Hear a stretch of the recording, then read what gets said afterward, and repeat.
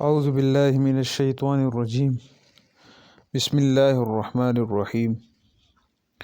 نیک اعمال پر قائم رہنے کی دعا۔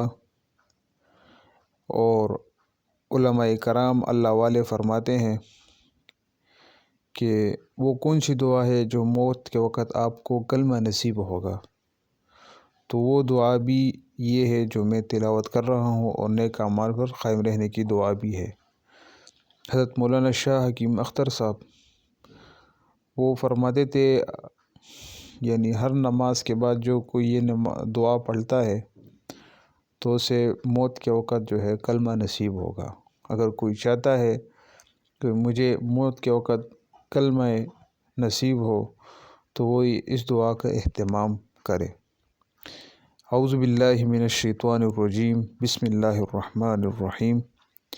ربنا لا تزغ قلوبنا بعد اذ هديتنا وهب لنا من لدنك رحمة انك انت الوهاب۔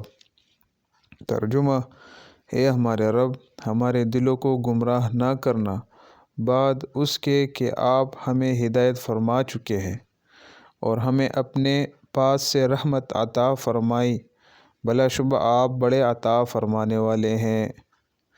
صدق اللہ العظیم۔